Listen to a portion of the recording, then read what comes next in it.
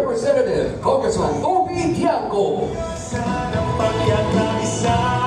Yes, isang magandang hapon ho sa ating lahat. Kami po excited at natutuwa na nandito po tayo sa Cavite. Ito po ang unang-unang rally namin dito po sa Calabarzon. At syempre po, bukas naman sa Laguna tayo. So napakahalaga po ng region ng Calabarzon sa atin, no? At especially dito po sa Cavite, tulad po na nasabi, na out of the 2.4 million votes, dito sa Cavite, 1.1 po ang na-garner ng ating Pangulong Bongbong Marcos. Kaya talagang gusto natin ma-maintain itong ating record dito sa Cavite sa pamamagitan ng pagpakita ng plataforma ng ating mga kandidato para dito sa ating probinsya ng Cavite. At syempre po, kami natutuwa dahil dito po meron kaming tatlong kandidato na galing po dito, si Senator Francis Tolentino, si Senator Ping Lacson at Senator Bong Revilla, no? And we're also excited, the President is also excited. I think at this time, nahandun siya sa opening ng bagong portion ng CALAX, no? So napakaraming programa po ng administrasyon ni Pangulong BBM dito sa Cavite at napakahalaga po ng suporta ng ating alyansa candidates para mas mapalinis po ang development dito sa Cavite. So magandang hapon po sa inyo lahat. Maraming salamat po, Congressman Dianco. Now, let me introduce the administration-backed alyansa para sa Bagong Pilipinas senatorial candidates. Dating DILG Secretary, MMDA Chairman, Congressman, multi-awarded Mayor ng Mandaluyong, taong uunahin ka. Number 1 sa Balota, Heros Abalos, Attorney Ben-Hur Abalos.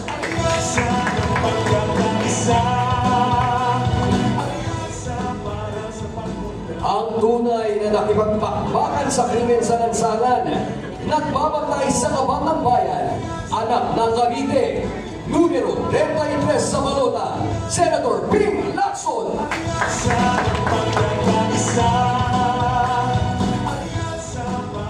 Never late, never absent, ang senador ng Pamilyang Pilipino, number 59 sa Balota, Senator Tito Soto. Abogado, General, Lingkod Bayan, Senate Majority Leader, utol natin sa Senado, tol ng bawat Pilipino, number 61 sa Balota, Senator Francis Tol Tolentino.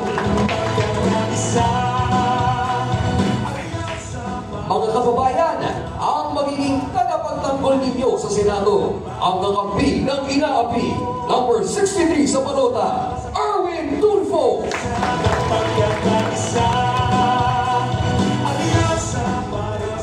Malapit na po tayo ngayon i-buksan ang floor para sa mga katanungan, para sa ating mga miyembro ng media. Pero konti paalala lamang po, meron po tayong mikropono sa inyong kanan. Doon po, dyan po tayo pipila para sa mga katanungan. At kapag turn nyo na po, kindly state your name, your media organization, followed by your question. At kung yung pakiusap lang, maaaring limitahan lang po para sa isang katanungan kada isang reporter para mapagbigyan po ang mas marami po sa limitadong oras na meron po tayo ngayon. Ayun, let us open the floor for the questions. We can start right now. Kindly mention your name, your media organization, followed by your question. Magandang hapon po, mga senators. Ang tanong po, as a booming province, Sir, may we request for your name? Kindly state your name, followed by your media organization, lastly po yung question. Salamat po. Arnel Menes po, ng Sunday Tribune News. Ito po ang aking katanungan. As a booming province, Cavite has attracted many people for jobs and to settle here. This has also resulted in an increase in population. Kung kayo po ay mahalal, ano po ang inyong gagawin upang paramihin pa ang trabaho dito sa ating lalawigan? Meron po ba kayong mga job generation initiatives? Maraming salamat po. Senator Bolts, senatorial candidates, you may now answer. Anyone who wants to go first. Yes, Tito Sen. Thank you. Well, most of us, if not some of us, are proposing that what is good for the rest of the country will be very good for Cavite, and that is involving the farmers and the fisher folk. Kasi ang proposal natin is for government to buy 50% of the output of farmers and fisher folk para magkakaroon ng mga FDI institutionalized.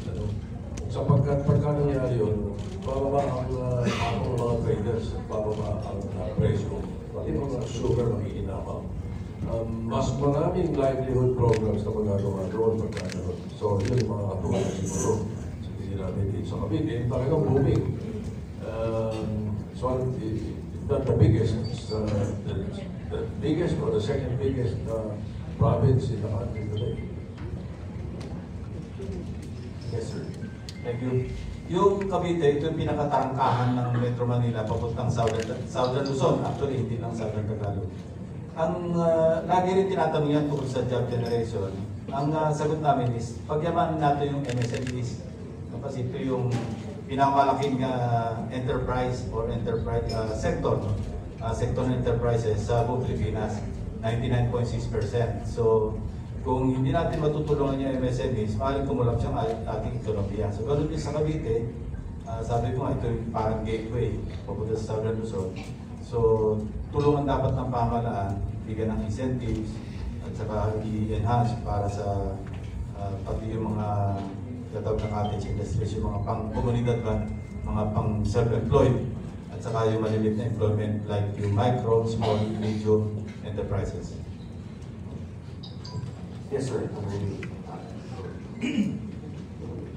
Kung gusto mong dumami ang trabaho, kailangan marami kang factories, marami kang negosyo. At ito'y sinasabi ko nung araw pa, noong 2005, nung ako yung tumutol doon sa quiz sa kuryente. Alam nyo, just to give you an example lang, excise tax natin sa fuel is 30%. Ipagpalagay na lang natin na yung fuel na ito na ginagamit sa generator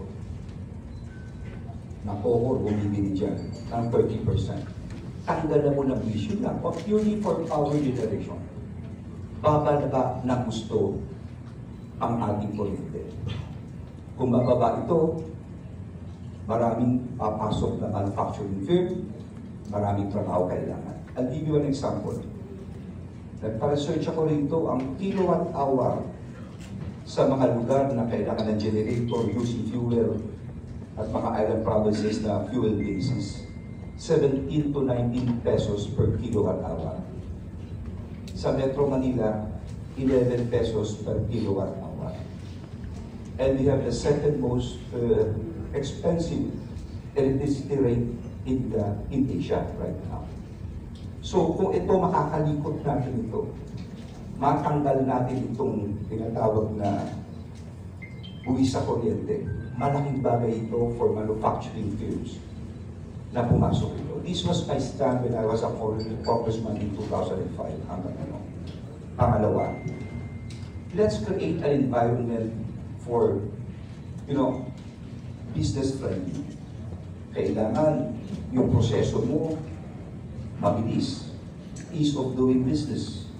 Digitalization is important. Yung digital portals ko sa ibang bansa, cellphone na lang, mag-a-apply ka ng permit. Iklikan mo processing time. Pahuli mo yung mga nangihingi na ng pera. So all of these things, they go together. No? So para sa akin, yun ang solusyon. In the Senate, we could make laws and we could make use of our oversight function to do these things. Thank you. Thank you, Senator Tolentino. Kami po rito sa Cavite, consistent po yung investment plan. Hindi po nababago yan, tuloy-tuloy yan. Since the time of Governor John Dick, Governor Boying, hanggang ngayon, yung gobernador dito, yung pamangkin ko, Governor Tina Tolentino, isa lang yung Bible na sinusunod nila to attract investments. And we look forward, itong katapusan ng Marso, matapos na yung tulay, linking na Cavite to Maribeles Paan. At yung pinapasyalan ngayon yung Presidente, itong Calax Road, at yung tinutuloy pa rin ng lalawigan, yung Sangley Point International Airport, will also help. So ang tinutukoy ko ngayon, yung advantage ng Cavite, yung logistics, hindi na po siguro ito kayang pantayan. 26% ng GDP ng Calabarzon comes from the province of Cavite. Kaya dito na lahat siguro yung malalaking pabrika na makakatulong. And isa sa pangarap din namin dito, kung sakaling mawawala na yung mga ibang pabrika sa China, ay malipat dito yung iba. And we look forward to some microchips industry relocating in this province. So makikita nyo ngayon, andun na yung na-ilay down na yung infrastructure. You have the skilled workers.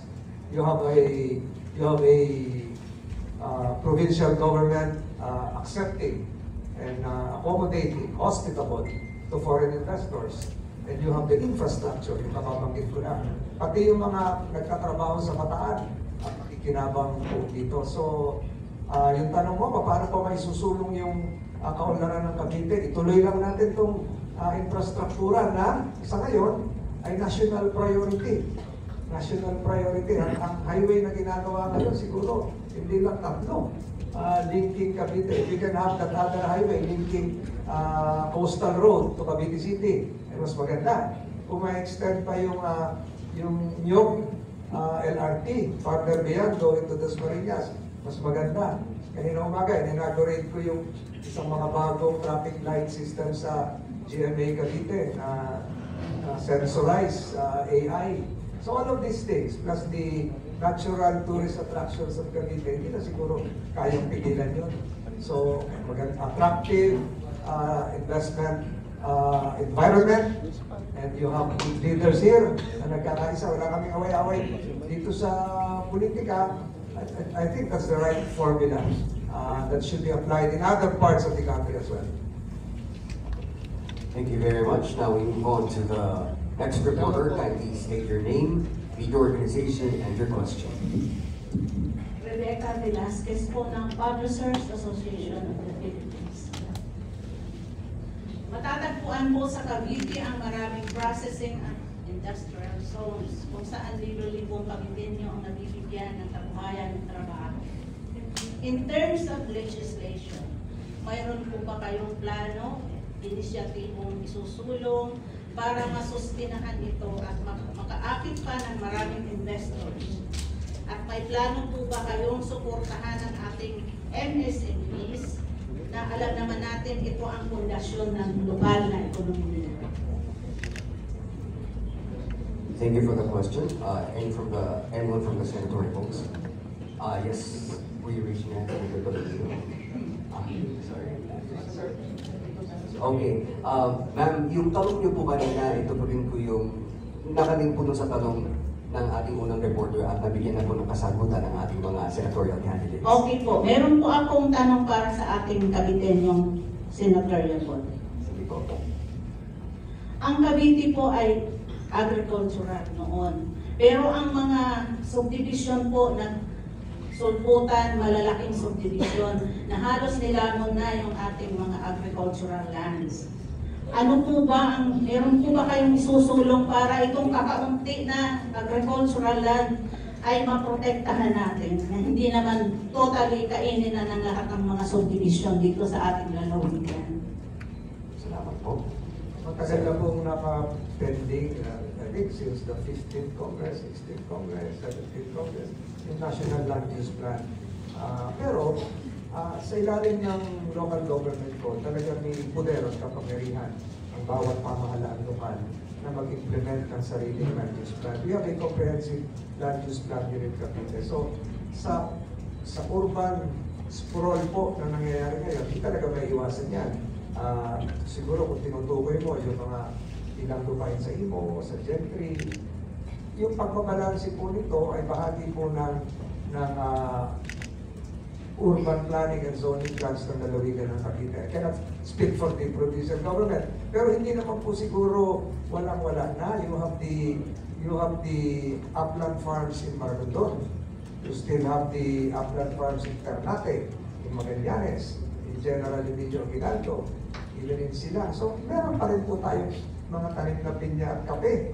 Hindi naman po siguro subdivision na lahat yan.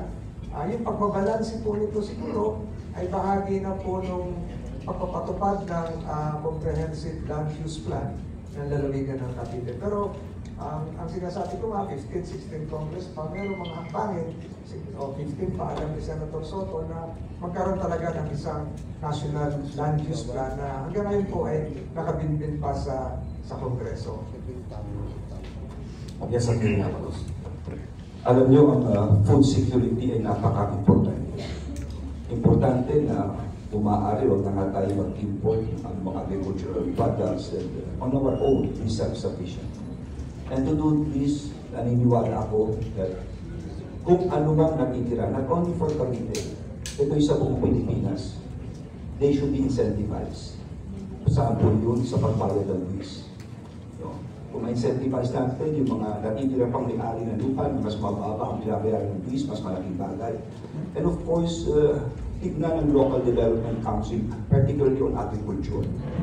Yung infrastructure nito, yung mga irigasyon, yung kinakailangan pa, ibuhos natin ito. So that kung ikaw ngayon na may lupang aksaka at kikita ka, makikita mo, hindi mo nagagawin sa TV. Itatabi mo na lang yan para gawing agricultural. Dahil lahat ay sentibo, lahat ay infrastructure, binigay na ng gobyerno. That's the way I see things. Thank you po, go ahead, sir. Ma'am, mas malaking chance mas malaking chance na may mapasa ng yung National Land Use Act sa 20th Congress. At tatlo po senador galing sa Cavite. I am sure. Mukhang bago na po. Mapapalitan na po yung mga tao sa Congress. So, mas bigger chance para maipasa po yan na nakatenga sa Congress. Pangalawa po, the reason why yung mga tao na pipilitan na ibenta kanilang mga lupa because they still support ang mga farmers natin. Anong gagawin mo? Paano matatanim kung wala ka namang pagtanim? Wala kang pera, walang support. Kailangan makutang. Kung tinamaan ka ng bagyo, yung lupa mo, tinapeste, what will you do? Might as well sell it sa mga commercial at kayo na subdivision. Kaya dapat po talaga siguro we need funding to support our farmers. Kasi di po tulad sa ibang bansa, mayaman po ang farmers. Hindi na po laki. Mga nagtatrive na Mercedes-Benz, may mga saling traktora. Sa atin, yung farmers natin, mga kalabaw ang ginagamit. Parang namamalimos pa, binibigyan ng ayuda. Kailangan kuliglig. Kailangan po natin ng suporta, bigyan po sila ng suporta. Pangalawa, naiba na po panahon. Yung mga farmers na mismo nag-stop. Anak, do not follow my footsteps kasi mahirap ang buhay sa bukid. Yan po ngayon, nasa yung mga anak nila, nandun, seaman, OFW, kasi mas malaki po ang kinikita. Why? Kasi nga po, maliit po ang kita dito po sa agriculture because binaparat po yung produkto, binaparat po ng mga traders. Kaya kailangan po talaga sustain, tulungan, subsidize ang mga farmers natin para ma-incentive po sila huwag ibenta ang lupa po. That's how I look at it. Thank you, sir. Any more additional insights? If none, we move on to the next reporter. Maraming salamat. Sir, kindly state your name, your media organization, and your question. Billy Vegas po from Politico.com page. Tatanong ko lang po, Cavite being one of the richest of both province po. More than 2 million voters now with roughly 90% ng voter turnout. Ngayon po, paano nyo po makukuha yung boto ng mga taga-Cavite? I mean, ano pong papangako nyo sa kanila? Thank you po. Thank you. Anyone from our candidates may answer? Yes, Siguro, well, ako yung manager namin sa balot to. Siguro yung aming mga track record na nagagawa dito para sa Cavite, kundi sa buong Region 4. That would be very important. Yung mga experience namin, nagawa namin para dito, na kinabang itong hindi na Cavite, kundi yung region mismo. Siguro yan ang magiging basis ng mga botante dito sa Cavite. Sapagkat itong grupo namin, may kombinasyon dito may kombinasyon ng mga bago, may kombinasyon din ng mga eksperyensado na ang tawag ninyo, seniors. Alam mo, hindi na uso ngayon na senior citizen. Kami po ay mga seasoned citizens. Kumbaga sa mga alak, yung habang tumatanda ay sumasarap.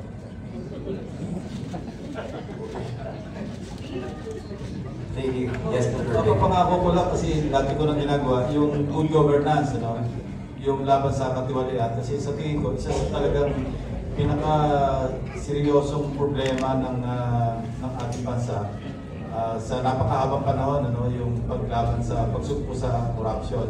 Kaya ako talagang palabantay ako ng national budget, maski anong taon pa man, anong national appropriation bill ang tinatalakay, lagi ako na andyan para talaga magbantay ng ating kabanambayan. So, yung aking pinapangako, ginagawa ko na, pangako ko lang, pagpapatuloy ko lang.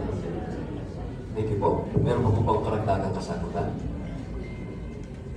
Okay, we move on to the next reporter. Kindly state your name, your media organization, and your question.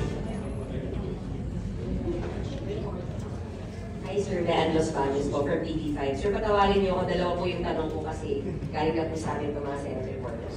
First po, Sir, sabi ng isang taga-alyansa si Senator Amy, naiilang na raw po siyang sumama sa mga sorties dahil daw po sa nangyaring arrest na po kay Pangulo. Sir, do you still think it is to your advantage na kayo po ay kinakampanya at manok ng administrasyon during this time? Kayo daw po muna, Kong. Kung advantage na ating mga candidates ay alin ang gusto ko na sasagutin ko, yung KIP or yung... Sige sir, kay Sen Amy muna sir. Nagpaalam po ba siya, hindi na siya sasama? Kasi sabi niya naiilang na daw siya sumama sir sa mga sorties after the arrest. Wala naman siya sinabi, but if that is her stand, then we will respect her stand, no? So mas mabuti na nga sinabi niya yun. At least alam namin ang stand niya tungkol dito sa alyansa. But formally, she has not informed me, but if that is her official statement, then I would take it as it is. No? Pangalawa, kung ano po yung advantage ng pagiging alyansa. May advantage kasi alam naman natin na may 3 years pa si President Bongbong Marcos. So, at katulad na ng ginawa niya dito, pinuntahan niya yung mga proyekto niyang napakahalaga, yung CALAX. No? And alam naman natin, hindi naman dyan nagtatapos yung mga proyekto. So marami pang proyekto in the pipeline. So para matuloy itong mga napakagandang proyekto ito, napakahalaga na supported by yung legislative agenda niya ay masuportahan ng mga kasama nating senador. No? Kung titignan ng ating mga kababayan yung bagay niyan sa ganitong perspektibo, maniniwala sila na talagang importante na suportahan ng alyansa. At ito ang sinasabi natin paulit-ulit kahit sa speeches ni Presidente, talagang makikita, ang tingnan na lang natin, katulad ng sinabi ni Abby Binay last time, huwag natin tingnan kung pro-Marcos o pro-Duterte. Tingnan natin yung individual qualifications ng bawat kandidato. Nasisiguro ko, pag pinagkumpara yung individual qualifications ng kandidato, talagang makikita na mas qualified po yung mga kandidato ng alyansa. So pag pinagsama natin yung qualifications ng kandidato ng alyansa at yung magandang proyekto ni Pangulong Bongbong Marcos, makikita natin mas mapapabilis ang development sa ating bansa. No? At makikita natin, tuwing pupunta kami sa isang rally at pupunta siya dito, ano ba yung common doon sa lahat ng rallies na yun? Ang common doon sa lahat ng rallies na yun is katulad dito, aside from the CALAX, ay pinupuntahan niya lagi yung Regional Development Council. No? Napakahalaga ng Regional Development Council meeting dahil dito dapat nagsisimula yung pinopropose na budget na ipinapasok sa National Expenditure Program. At pag sinabing budget, pag maganda ang pagkabalangkas ng budget, ibig sabihin efficient ang gastos ng pera ng gobyerno para mas mabilis matanggap ng ating mga kababayan yung mga serbisyo at yung mga proyekto. Sir. About the candidates po, do you still think to your advantage na kayo po ay admin candidates sa gitna po ng mga bashing dahil po dun sa nangyari pag-aresto kay FQRR?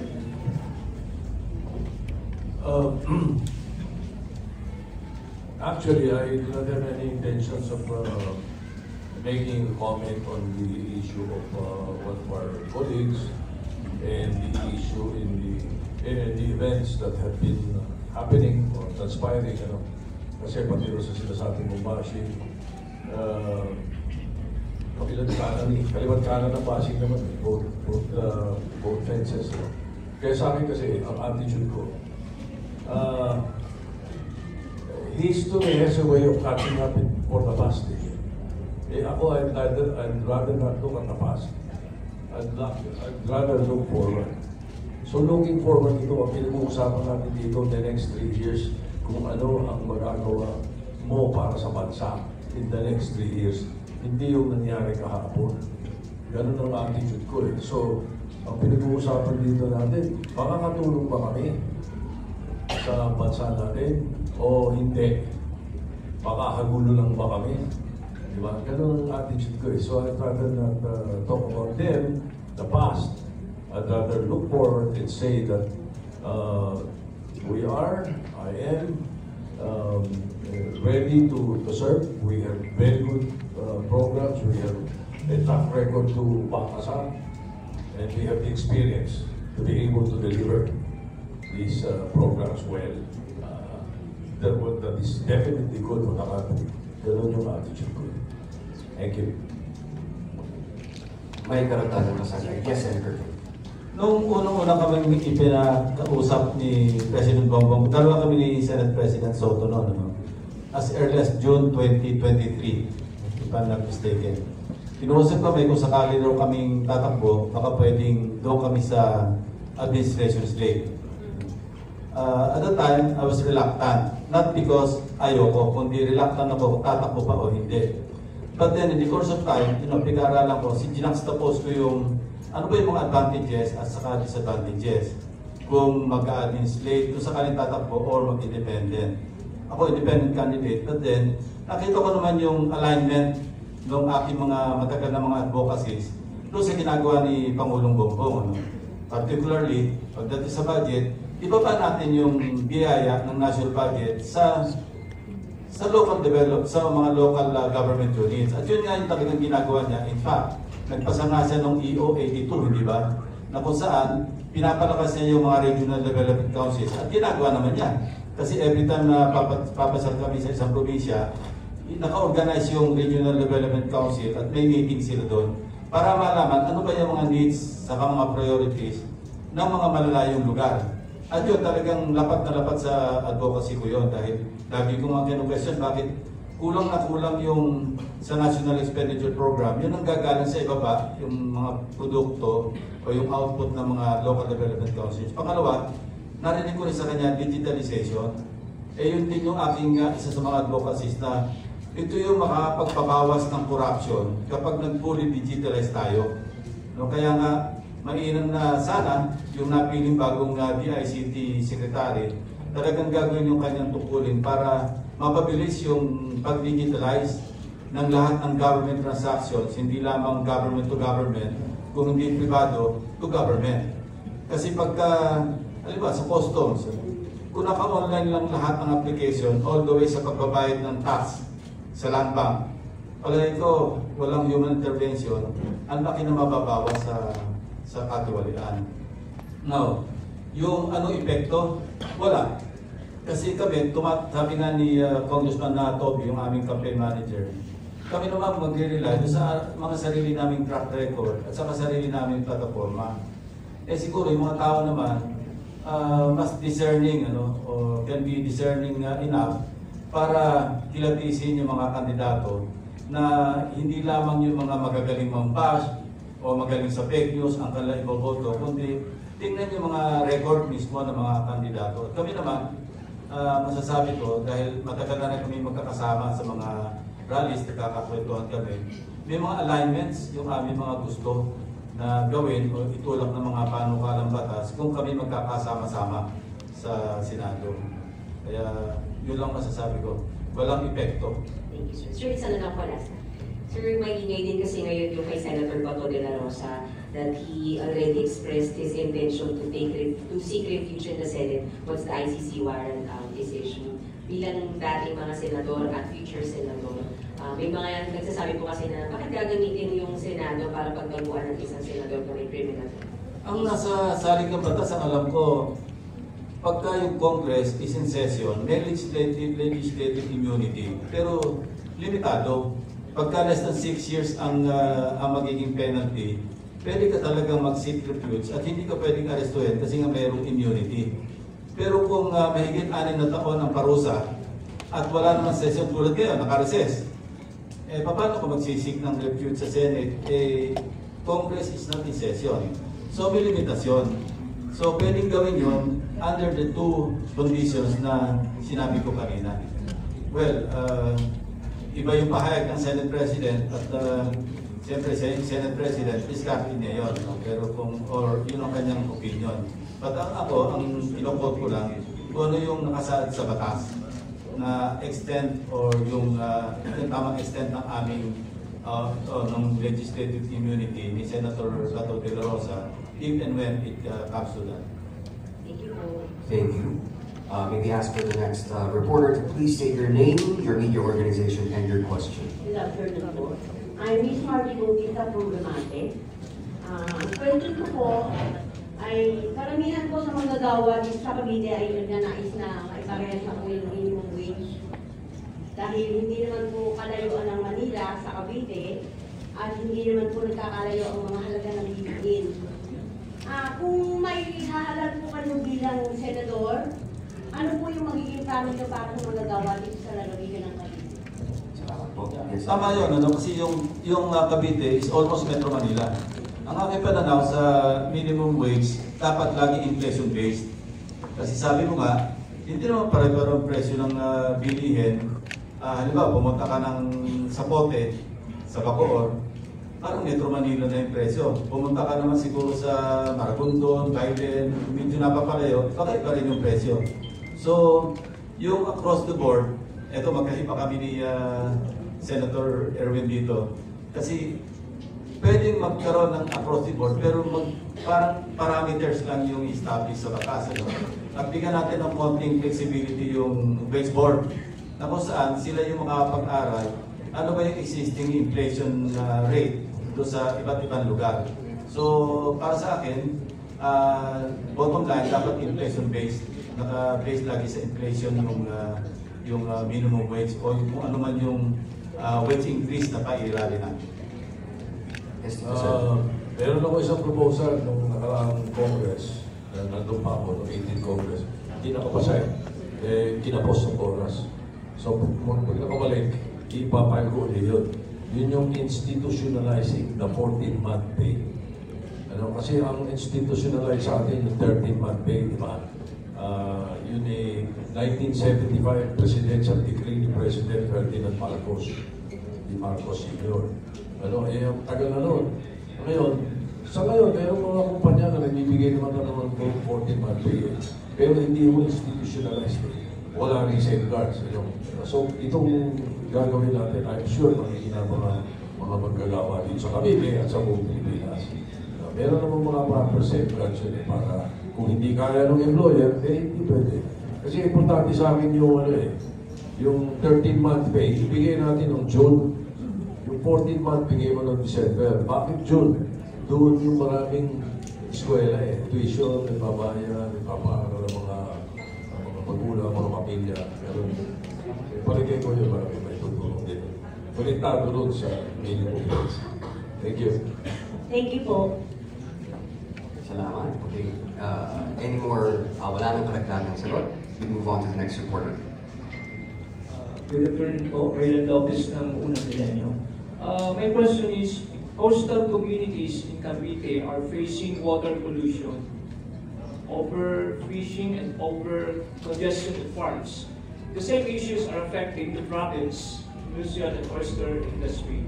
Ano ang gagawin ng alyansa upang mailigtas ang pamayanan nito sa baybayin and particularly areas engaged in mussel and oyster farming?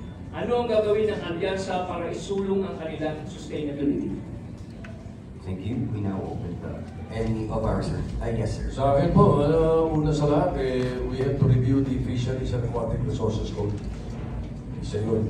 Alamin namin kung ano pa yung mga nagpapabago mula ng pinasaran yung araw yun, ako po principal author. Wala mo ano mga naging pagbabago, ano man ang apekto sa mga ganitong probinsya na fisher po ay nagiging nagkakaproblema na gano'n. Siguro, i-upgrade natin, i-update natin yung fisheries and aquatic resources ko. Yes, sir. Marami po tayong mga batas na kailangan at napapanahon namin reviewin. Madami po. Because some of these laws were passed 10, 20, 30 years ago. Hindi na po naaangkot sa panahon mo ngayon. Kailangan mo talaga reviewin ng both houses of Congress, Senate. Kasi kung hindi na ba siya ikang effective? Wala na siyang saysay. Like yung mga global warming, climate change. Marami na eh.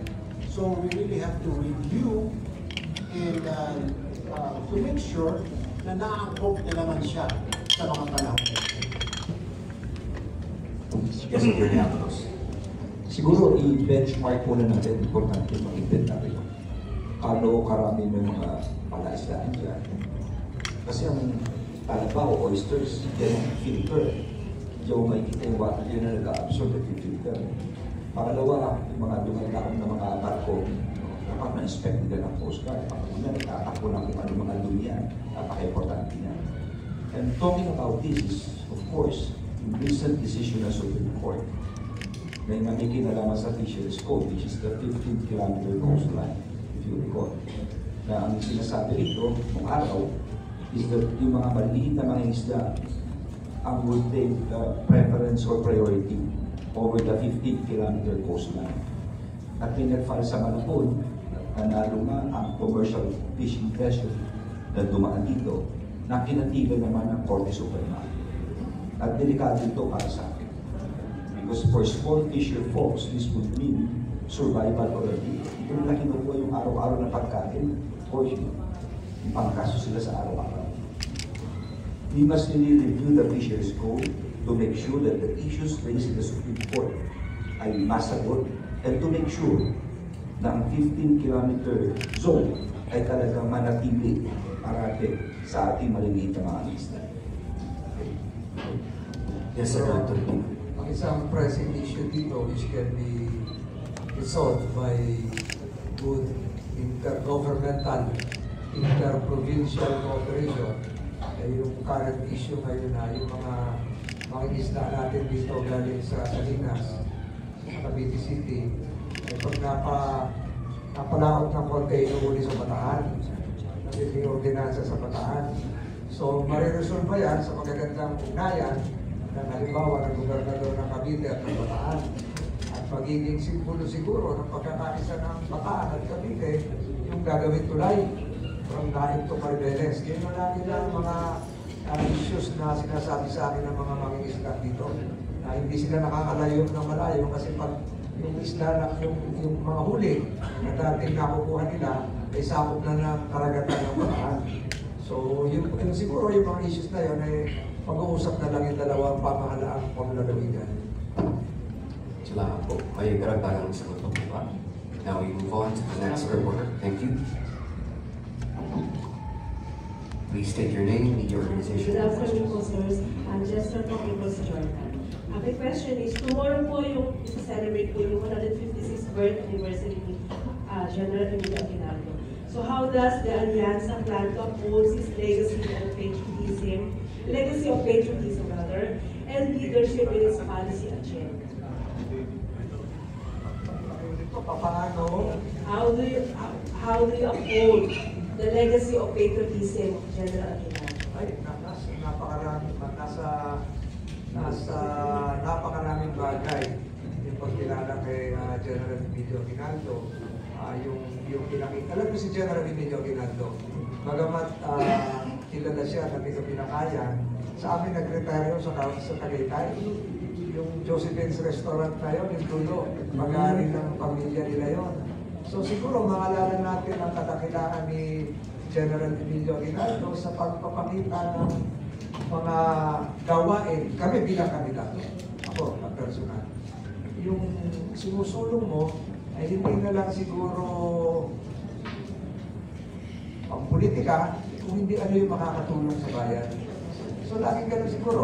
At gawin na rin siguro ng National Historical Commission, meron din Cavite Historical Commission, ng DepEd na palawigin pa yung kaalaman tungkol kay General Emilio Aguinaldo na talagang siya ang galing sa exile sa Hong Kong, siya yung nagtulak na maging malaya ang ating bansa. Lahat ng nagawa niya, siguro palawigin yung through better information and educational drive. Patingin po natin ang arrival ni We would like to recognize the arrival of our senatorial candidate na para sa kanya, hindi pwede ang pwede na. Dapat better, be better. Number 9 sa balota, Abby Binay.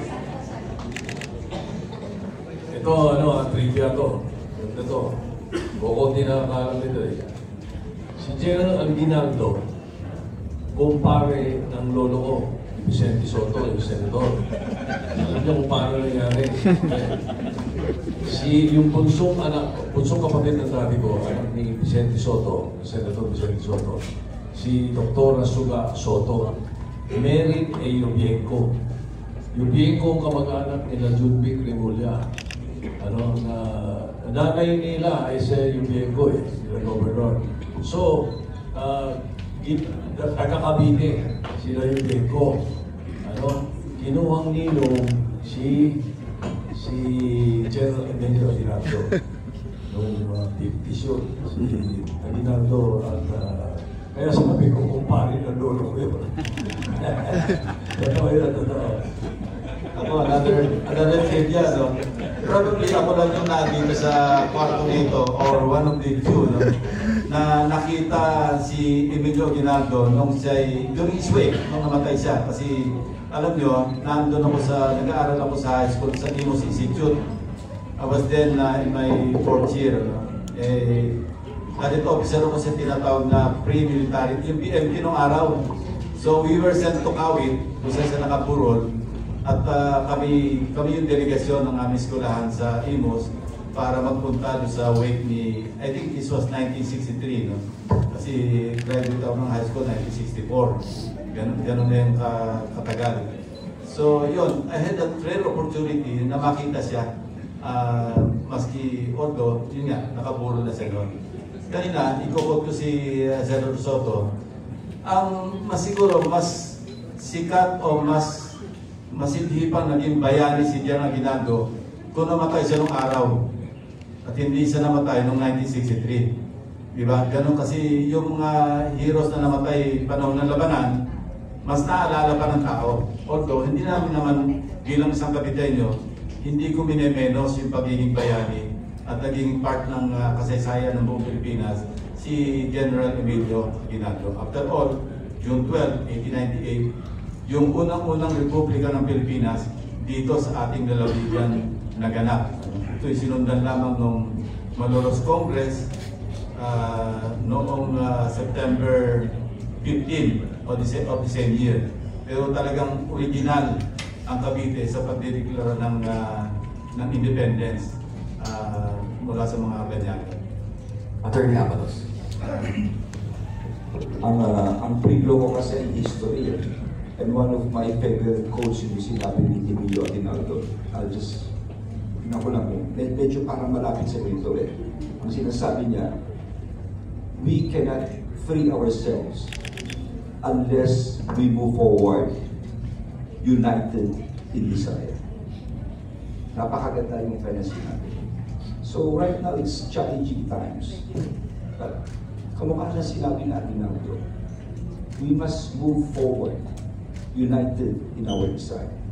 Andito ang alyansa na yung mga plano, iba-iba sa ekonomiya, sa food security. At yun ang goal namin, pagandahin ang ating bansa, united as a country. Maraming salamat. Thank you. Meron pa po bang karagdagang mga sagot? Thank you sa inyong katanungan. We move on to the next reporter. Can you state your name, your media outlet, and... Good afternoon, Tino Matino Kapabante. Senator Tolentino, nabanggit ko before na maglo-lawyer kay Senator De La Rosa sa ICC. So, ipatuloy po ba nyo ito? Nabanggit ko yan, 2 taon, taon nakaraan. Pero may mga lumabas na statements last year na di umano, parang pinalitan ako ni Senator Bato. Parang ang kinuha na niyang abogado ay si Atty. Harry Roque. Although sa pangyayari ngayon ay hindi pa rin kami uli nagkakausap kahit sa text ni Senator De La Rosa. Subalit kung siya ay kukuha ng personal kong legal advice, nananatili naman bukas po yung aking cellphone sa kanyang tawag. Pero wala pa po akong natatawag kahit isang segundo sa kanya simula po nang mangyari yung March 11. Senator, denied po yung request ng Philippines extradition ni Congressman Teves. So may impact po ito sa charges against him, considering maraming nag-file ng case. So may remedy ba ang gobyerno pa para mapabalik si Congressman Teves? Siguro si SOJ na kausapin natin, sila yung nag-file ng appeal doon sa Timor-Leste kung paano yun. So mag-usap siguro ang DOJ at saka ang DFA kung paano po yan. Hindi natin ma-invoke yung mga ASEAN treaties natin. So hayaan mo na natin sila. Evolving news, breaking news pa ata yan. So hayaan natin ang DOJ na mag-take na necessary steps katulong po ang Department of Foreign Affairs. Thank you. Next reporter, please. Good afternoon, Ronald Calizon, sir, of Kyoto News, Japanese News Agency. After the ratification of the RAA last year, our government has wrapped up negotiations for BFA with New Zealand and Canada. So as members, aspiring members of the Senate, which ratifies treaties and BFAs, how do you view this growing number of VFAs with foreign countries? And right now, actually, I think we're talking with French also. Tama po yun, hindi lang French, dagdag mo na nakapila rin ng Germany. So nagpapatunay na ito na yung posisyon ng Pilipinas patungkol po sa mga challenges natin ngayon involving the international law of the sea ay tama. Tama din po yung posisyon ni Presidente BBM na ang ating engagement should be multilateral approach, hindi yung isang bansa lang. So ito po ay nagpapatunay na maraming kumikilala sa tamang posisyon ng Pilipinas vis-a-vis our claims doon sa West Philippine Sea at yung pagkapanalo natin sa 2016 arbitral ruling sa The Hague. So ito po ay nagpapatibay lalo sa ating ninanais. Thank you. Meron po bang karagdagang kasagutan na ating mga senatorial candidates? Alright, if none, we move on to the next reporter. Hi, good afternoon po. I'm Mela Las Moras from PTV. Alam ko po na-discuss na ito sa mga nauna nating mga press con, pero just to highlight or baka po may additional views pa tayo about fake news. Kasi today, dininig sa House Tri-Committee itong ang issue ng fake news at sabi nga niya, Tri-Com Co-Chair Johnny Pimentel, hindi na biro yung fake news sa ganda at wala nang sinasanto. And even PCO Secretary J. Ruiz, sinabi nga na it's a national security concern. Hindi lang yung fake news, pati yung deepfakes na kung saan pinapalitan yung mukha ng mga tao. Kayo po ba, do you agree na mas lumalala yung fake news ngayon, lalo na nga after sa gitna ng issue sa ICC? At baka may mga additional measures po kayo magsasuggest para talagang matugunan po itong issue nito? Yes, that is my top 10. Sa top 10 din, anti-fake news law and anti-fake content. Hindi lang fake news, hindi pa rin fake content. Ito, hindi naman plugging, pero I think the editorial of the Philippine Inquirer today is very good, excellent. It addresses that particular problem. And I'm ready for the bill to be filed. God permitting, if we make it up to the Senate, that is one of the first bills that I will file. Anti-fake news and anti-fake content, and penalties for those who produce those fake news. For the advocacy of Senator Soto, alam niyo naman, nabiktima rin ako nung first week of March. Hindi mo namaril daw ako. Hindi ko na maintindihan kung saan nanggaling yung balitang yan, pero nag-apologize naman yung isang news organization sa live TV. Patay pa yung binaril ko. Buhay yung dalawa. Yung mga ganun talaga, pero nakakalungkot din. So I support any initiative that would really ferret out the truth, exercise responsible journalism without diminishing freedom of expression and of the press. Go ahead, sir. Yung dapat supportahan natin lahat na there should be a law regarding fake news and fake content. Hindi lang po ang gobyerno ang biktima niyan. Every individual na naging biktima po niyan. Sa office namin, sa action center namin, every day may nagre-reklamo na yung kapitbahay niya, may pinost na kung ano-ano pinagsasabi tungkol sa kanya, tungkol sa pamilya niya. Then the next day, iba na naman. Yung nag-fake news pa o naglagay ng fake content, ay yun ang totoo. Ika nga may utang, binaligtad pa. So I believe lahat tayo magiging biktima niyan one of these days. Pag hindi mo natin ika nga bantayan yan, we have to have a law. Otherwise, you, me, all of us, magiging biktima po ng fake news and fake content. At sangayon po ako at dapat isang malala at mabigat na parusa yung mga nagpapakalat, pati mga nagpapakalat ng mga fake news at fake content ulit.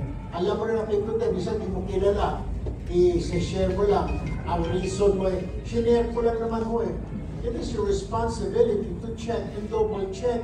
Kailangan na tayo may batas dito na pati yung share na yan, sasabit din. Kasi parang kinukundo mo, alam mo na fake. Karamihan ho niyan, yung sinasabi ko, kung yun ang gobyerno, individual person, tatamaan po tayong lahat niyan, magiging biktima po tayo. So we have to support this law. Lahat po tayo, pati po ang individual persons, kailangan supportahan po ito para matulungan na po ito, hindi na po lumawig pa ang problema na ito. You're happy? I think more than just the legislation, ang importante din sa atin, sa amin lahat, is the frustration of catching yung mga tao na gumagawa ng fake news, fake information. Kasi kaya naman matapang yung mga tao na nagkakalat ng fake news dahil sa kanila, hindi naman ako mahuhuli. So, matagal bago nila ako mahuli o merong madaling ma-deny o hindi madaling i-trace sa akin or baka nga mas malupit baka nga wala pa yan sa Pilipinas. So it's not just the legislation but it's also the enforcement. So siguro kailangan natin pagtibayin yung kapulisan on how will they trace these fake content makers and talagang kumbaga sa hulihin sila kung yung mga nagsascam nga ng pera hindi natin mahanap ano pa yung gumagawa ng fake news yung mga taong nawalan ng pera dahil na-scam sila yung mga love scam hindi pa rin natin mahuli. What more yung gumagawa ng fake news? So, ang sa akin, enforcement, makahuli tayo, makasample tayo para mapakita sa lahat ng tao na we mean business. Kailangan tayong umayos. Yun yung kailangan natin ipakita. Yes. Nung ako'y umalis bilang DILG Secretary, there was a time na biggest crime natin was theft. Historically, is theft. But it was overtaken by cybercrimes. And there was even a time that I have to call up our head of Public Information Office, she's now General G, na may lumalabas na fake news na may holdapan daw sa Quezon City na nangyari 7 years ago na kumakalat. So ang gagawin nila, ito fake, ito yung totoo. You see? Even the police has to upload this in their own Facebook page. Ganun na po. Before, ang nito ay sa Camp Crame. But right now, what is important, ibaba hanggang sa level ng bawat city, bawat munisipyo, yung technological expertise nito. Ang problema natin ngayon is that yung unit na ito, mga police, so dapat magkaroon na ng uniform personnel na i-train na gusto at i-update sa technology. So if ever, talagang dapat pondohan ito para yung response hindi lamang sa krami hanggang doon sa pinakababa. Actually, ginagawa na nila inuunti-unti, pero ang hirap ibiglain lahat ito. It should be a continuing development program na pwedeng pondohan na gusto ito. And definitely, it is right. Ngayon nangyayari that the laws are catching up with technology. Yun nangyayari eh. Sa bilis ng teknolohiya, our laws must catch up with them. And I also agree with, of course, my colleagues about new legislations regarding this. Opo, sorry, habol na lang po isa. Kasi bago po itong campaign natin ng Alyansa para sa Bagong Pilipinas, si Pangulong Marcos in-inspection din yung subsection 3 ng CALAX. And bukod naman doon, isa po kasi sa mga landmark project ng administration ng 32.15 kilometers Bataan Cavite Interlink Bridge na lubusting mapapakinabangan ng mga taga-Cavite and the nearby provinces kung sakaling magagawa na. So, kaya lang may mga konting delay dito. Kayo po ba sa Alyansa, kapag tayo pinalat, paano kaya natin ma-ensure yung timely completion itong Bataan Cavite Interlink Bridge at ma-maximize yung benefits ito sa Caviteños kapag kayo ay nanalo na yung mga ganitong project na tulad dito na talagang ipatutupad, mababawasan yung delay, hindi magkakaroon ng mga problema at mapapakinabangan agad ng ating mga kababayan. Ako sa tingin ko, siguraduhin na yung budget para dyan, huwag makalikot. No? Yung siguro, huwag ma-amend, o huwag mabawasan, huwag mailipat. No? Yung siguro magagawa namin, magkakaisa kami dyan, kasi flagship project yan ng nakarampa yata administration, di ba? Na itutuloy ngayon ni President Bongbong. So, alam ko, multi-year yan, hindi yan makukuha ng isang budget year. So dapat bantayan din na kung ano man yung naka-appropriate as per National Expenditure Program, masunod sa ipapasang General Appropriations Bill. Sa ngayon ako dyan, sususugan namin yan, suportahan ng Alyansa. Pag mga flagship, dapat may pondo, diba? Nasa program. Problema kasi, naging unprogrammed flagship project, then walang budget, nakakaloko, di ba? Tapos, makikita mo, napunta sa flood control, pagkatapos, pinabahan tayo. Waste of money. So, I guess, if we're lucky, all 12 of us, not on our watch. I would say that, not on my watch. Thank you. Additional answers po? Okay, and that wraps up the question and answer portion sa press call natin. Maraming salamat po sa inyong mga katanungan. But before we conclude this portion and this program, we call on each candidate to give their parting message to the press and to the Caviteños. Simulan po natin sa number 1 sa balota, Senator Benhur Abalos. Maraming salamat po, Cavite. Hindi po mainit ngayon, pero nakita po ang dami na tao. Maraming salamat sa pagkakaroon sa amin. Number 9 sa balota, Senator Appy Binay. Maraming salamat sa ating mga kapitbahay at taga-Cavite. So, looking forward to our Alyansa rally later. Number 33 sa balota, Senator Ping Lacson. Same, maraming salamat sa ating mga kababayan, minamahal na kababayan dito sa lalawigan ng Cavite. Number 59 sa balota, Senator Tito Soto. Totoo yung sinasabi nila na Cavite ay lugar ng matatapang at saka mga taga-Cavite, matatapang at magigiting. Kasi nung pandemic, physically present ako araw-araw. Hindi ako natatakot magkasakit o mamatay. Dahil yung nagtrabaho namin, alam niyo kung sino yung dalawang Caviteño kasama ko araw-araw. Senator Ping Lacson at Senator Tom Tolentino. Kaya gano'n natitiga ang mga Caviteño na pasisiguro ako. Thank you. Number 61 sa balota, Senator Francis Tolentino. Maraming salamat sa inyo. Para sa inyo siguro, makasaysayan ito. Kayo, unang-una nakagamit itong bulwagang ito. Wala na makaka-first dito. Kayo ang unang nakadalo sa press conference dito sa bulwagang ito. Number 63 sa balota, Senator Erwin Tulfo. yung mga gusto pumasyal ng Cavite, masyal yung kayo, daanan nyo itong Kapitolyo. Napakaganda ho. Talagang well-spent project.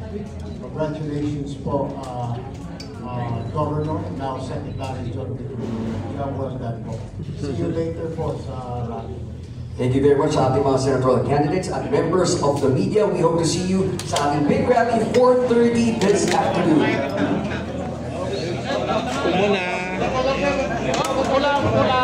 Alright, and pasensya na po dahil nagmamadali din po ang ating team. So after a group photo, magmamadali po sila para sa isang briefing, para sa pre-rally briefing. So we are thanking everyone for your